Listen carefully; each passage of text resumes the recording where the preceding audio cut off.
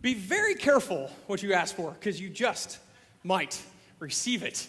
There's been a few times in my life where I've begged God, oh man, wouldn't it be great if I could be a part of this relationship?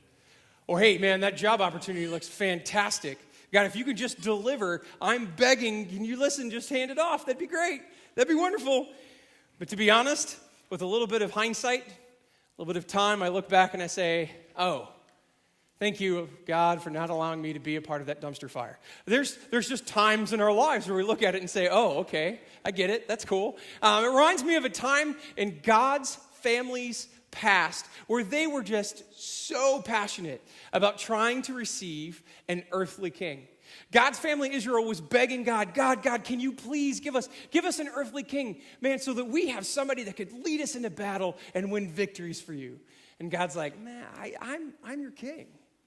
And they're like, oh, that's great. No, I get it. But hey, our neighbors, they've got an earthly king, all these other nations, and it's totally working out well for them. And it really wasn't.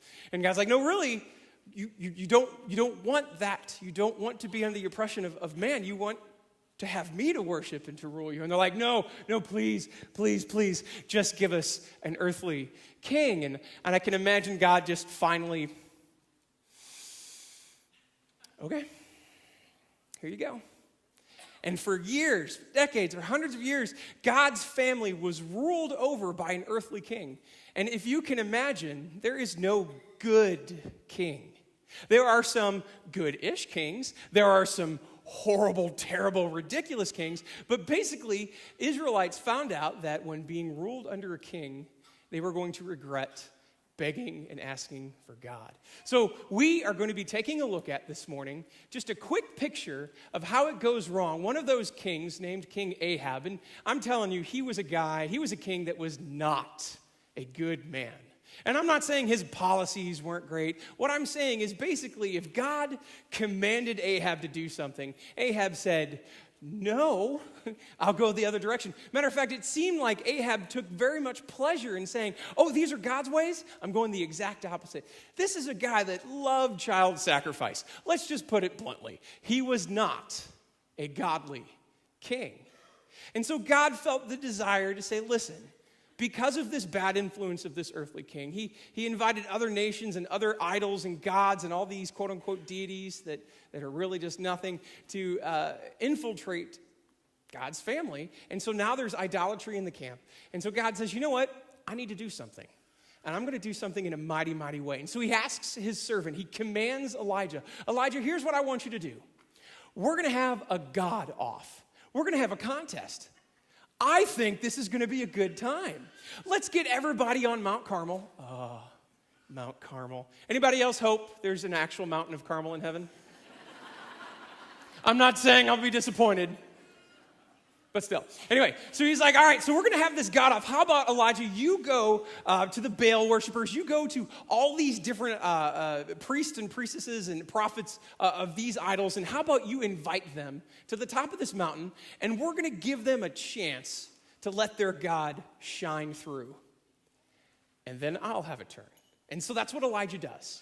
He walks up to the people of Baal and says, hey, this is what God has commanded me to do. Let's do it. And they're like, we're all in. Let's get it done. Let's have this God off. So they find themselves on Mount Carmel, and the worshipers of Baal. Now, Baal was the god of thunder and lightning. Okay? So we are expecting, the people there on Mount Carmel are expecting noise, at least. I don't know, maybe it's a Michael Bay explosion, a big summer movie, whatever it is, but people were expecting something huge. And so they started chanting and singing, and hours kept going, and there was nothing. There was silence. And so I love Elijah. Elijah pokes the bear. He's like, hey, well, but maybe your God's taking a nap.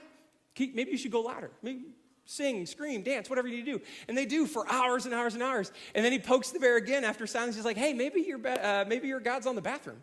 Maybe he's on the toilet, just hanging out. Maybe he doesn't hear you.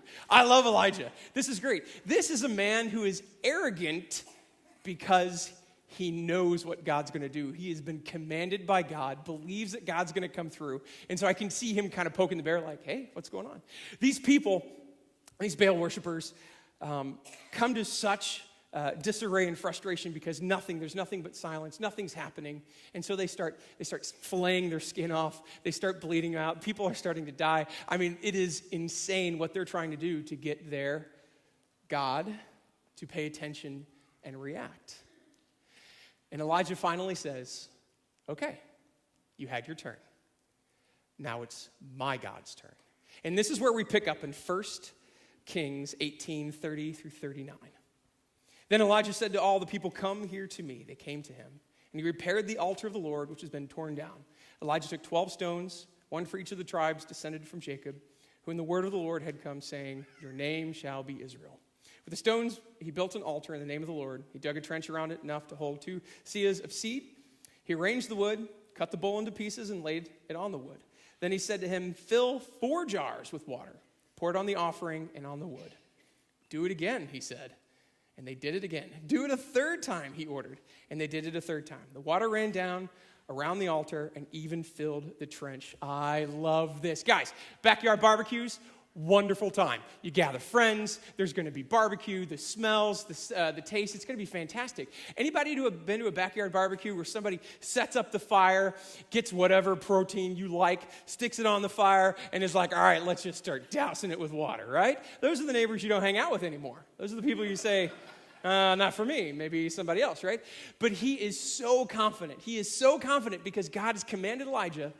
Elijah says, listen, I want you to make sure everybody on Mount Carmel, I want you to make sure that this isn't some human trick. I don't want you to think like, there was dry kindling and it just kind of caught on fire on accident, something like that, right? No, he's like, pour some water on it. Pour a whole lot of water on it.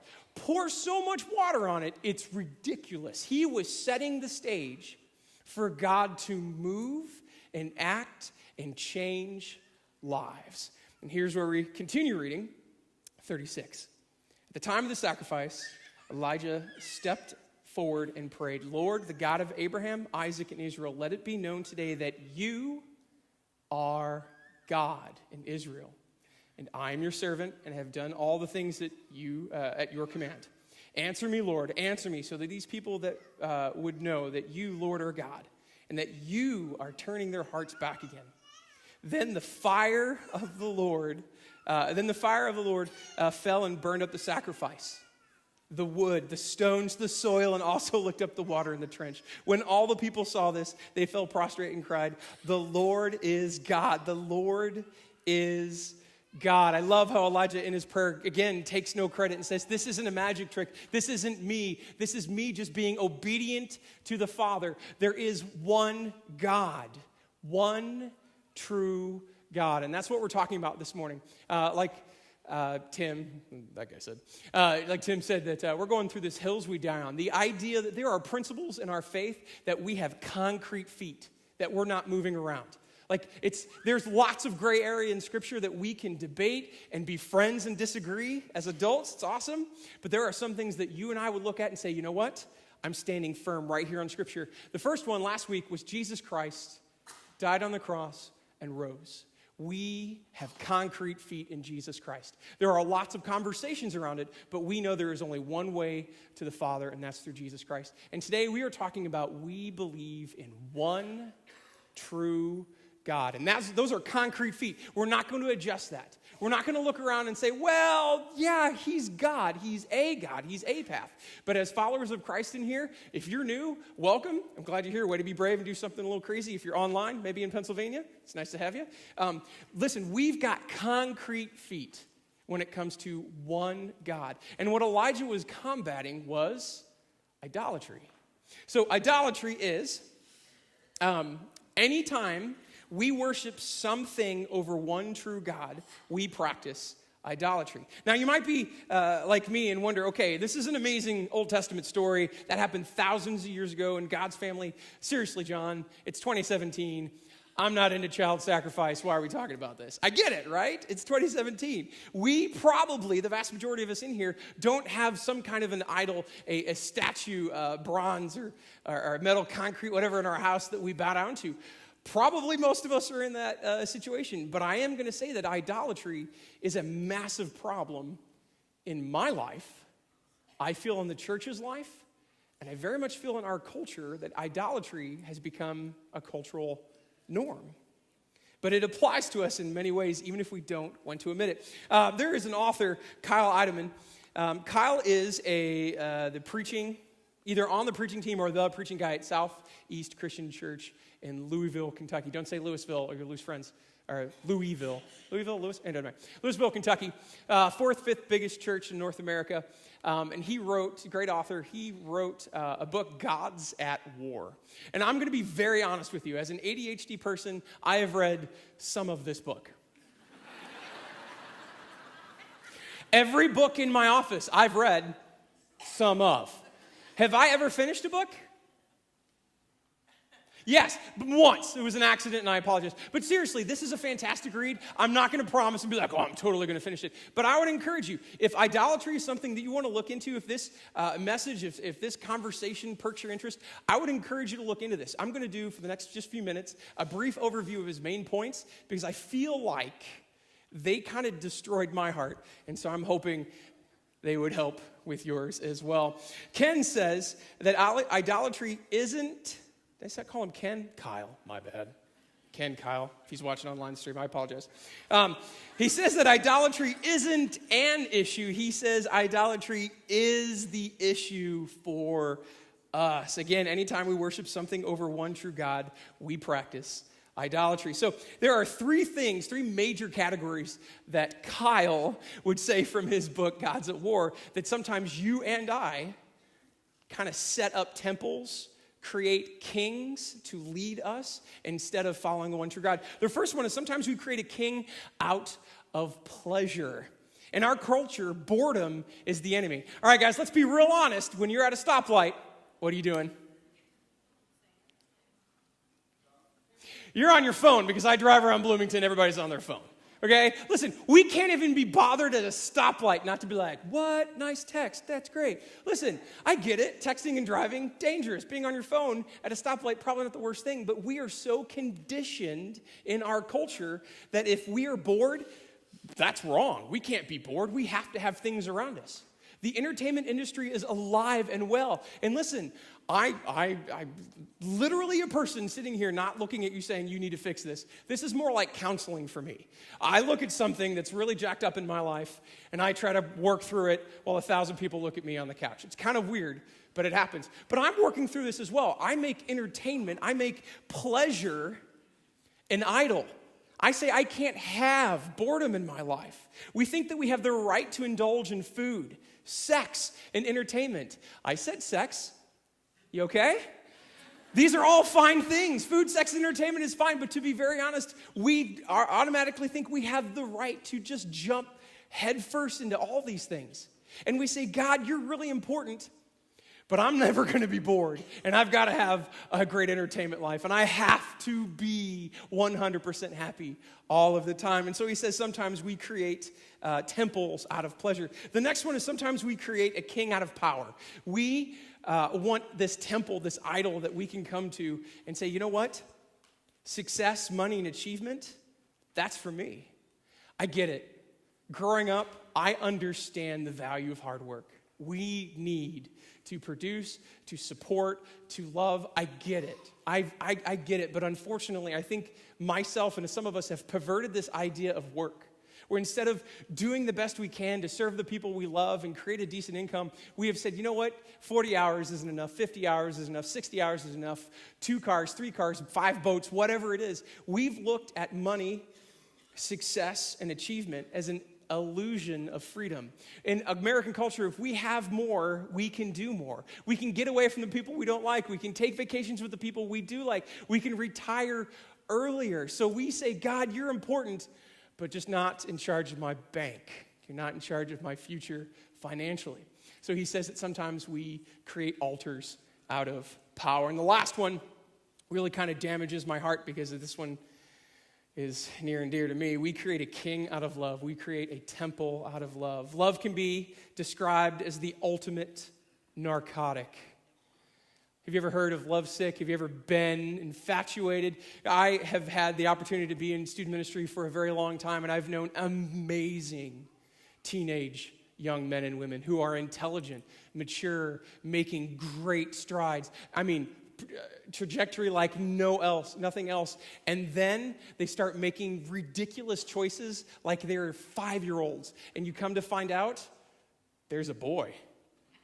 And everything turns upside down. Or for a guy, sometimes there's even just the potential of a girl. And they're like, what? Changing my life, making all these crazy decisions, right? Love is a narcotic. Love is a drug. And so we chase after this. We say, God, thank you for loving me. That's a warm and fuzzy blanket. But to be honest, my family's more important than you. My kids are more important than you. My spouse is more important to you. I'm more important than you, God. I create this idol and say, you know what? I love me. And God, you're a big deal, but I need something on the side. And that's what idolatry really is. When we boil it down, idolatry is just diminishing God and creating self. It's just worshiping self. God longs for his family to worship and follow him. Now, these idols that we've talked, that we place importance into, offer nothing but empty promises. All of these things that we've talked about, sex, money, success, romance, family, all these things are just kind of an endless circle that will never complete. But God calls us and says, I want you. I want your fullness. I want you to be in my family. Here's a crazy quote from Os Guinness. Idolatry is huge in the Bible, dominant in our personal lives, and irrelevant in our mistaken estimations. Let me say it again. Idolatry is huge in the Bible, dominant in our personal lives, and irrelevant in our mistaken estimations.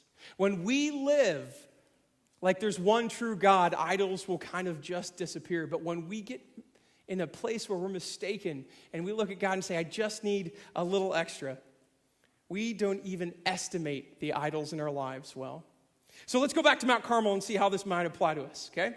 God's people were convinced they needed more, other powers to gain protection, wealth, and happiness, to partner with other nations and God. Again, God's people said, God, you're a big deal, but you're not enough for me. I kind of need that side, God.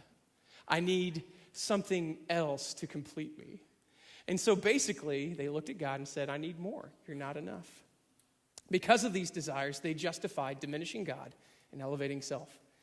We can take a few things away from the account on Elijah, the account of Elijah on Mount Carmel. There's one that brings a lot of happiness, and there's one that scares me. The first one is happiness. God is willing to chase after his kids, even his kids that make poor choices. I love this.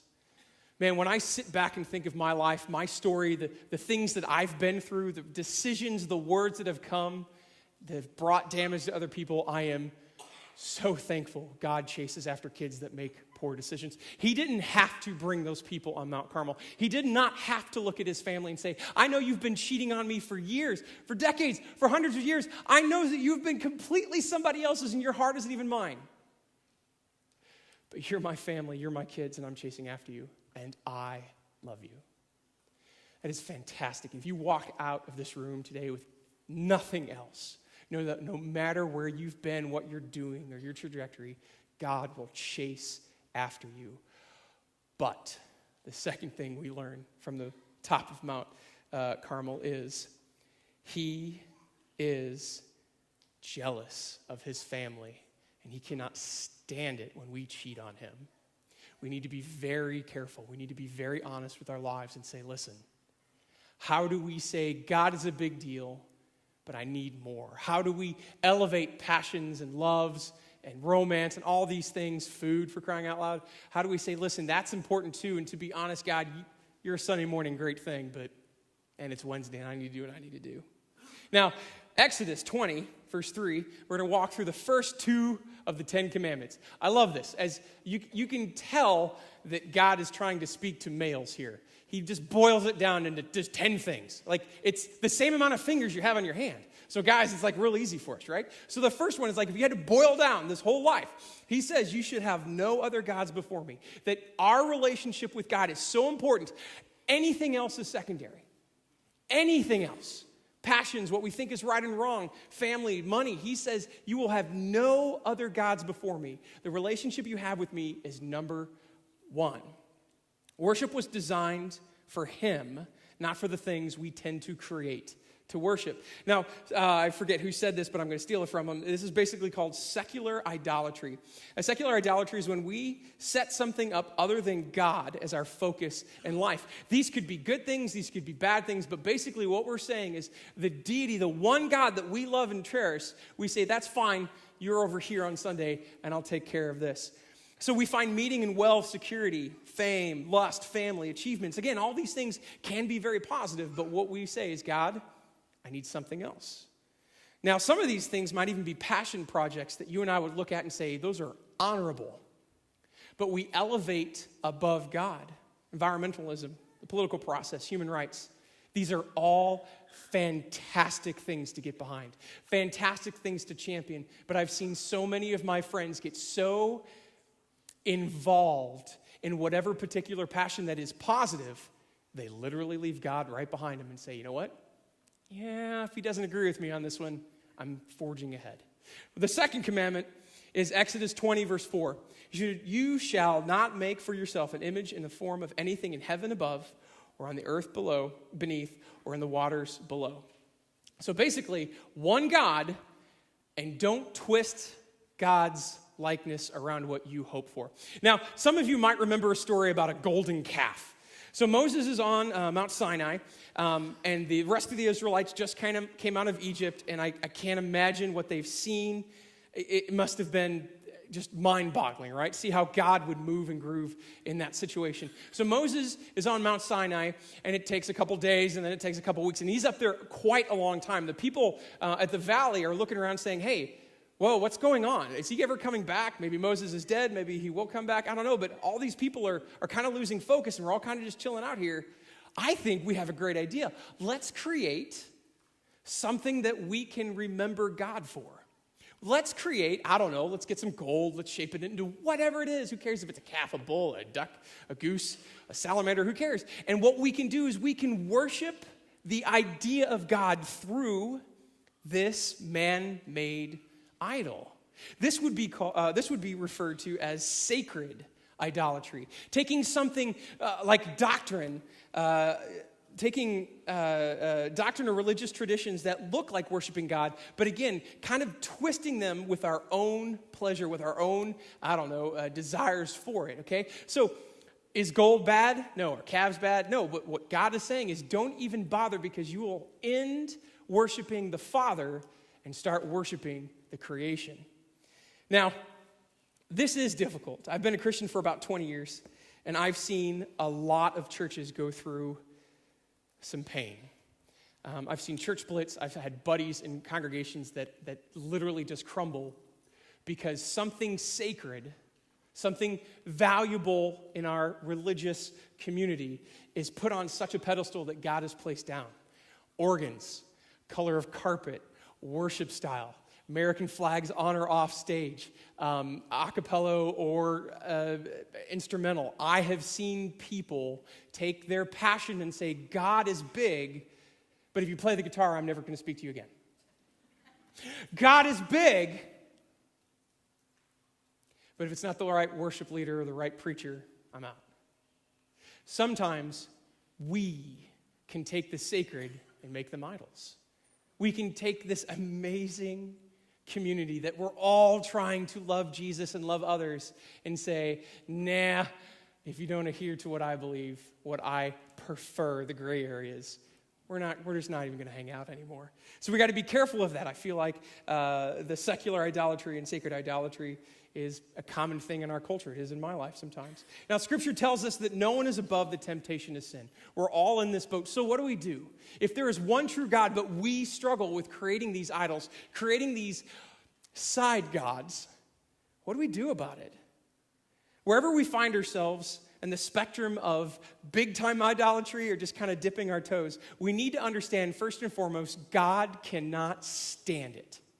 So wherever you are in justification, it's not that big of a deal, it's totally fine. If it is an idol, if it takes up time, if it takes up the priority of God, God cannot stand that. So you and I need to be very careful and say, well, I'm not killing kids for another God. That's cool, so I guess I'm in, right? God cannot stand idolatry. He is a jealous God and wants our lives completely. So, this is not going to be a time where we stand up and circle up and share our idols. This is not a confession time publicly, because, boy, that would be strange and you'll never come back. But here's what I would like you to do. Here's what I challenge as a church, both somebody in the pew and somebody on the stage. It is time to stop and take a hard look at the dark corners of our lives and say, what idols are we okay with in our lives? What idols, what things have we created to say, you know what? That travel ball is so important to my kid, and we don't need to go to church for 6 months. It's cool. What idol, what bank account, what retirement plan, what relationship, what dirty secret that we have bouncing around in our hearts right now that we say, yeah, that's me. I know mine. So as we walk into a time of communion, we're going to give you a moment just to look inward, to sweep those dark corners that we all have and say, hey, it's time to cooperate with God. Confess to God what our idols are and beg for forgiveness. Because as we celebrate communion, we celebrate Jesus Christ. We celebrate a Christ that did not wait for us to be perfect to die on the cross. He did not wait for us to get it together to call us sons and daughters. He loved us so much, he just gave us grace as long as we chase after his love. So that's my encouragement today. As we walk out of here, sweep those dark corners and say, you know what in my life, what television show, what is it that I need to give up and say, God, I need you on the throne of my life instead of these man-made altars. Thank you for watching this message from Sherwood Oaks Christian Church. Did you know you can view any message from the past 6 years at socc.org/messages? You can also view complete worship services from the past month at socc.tv.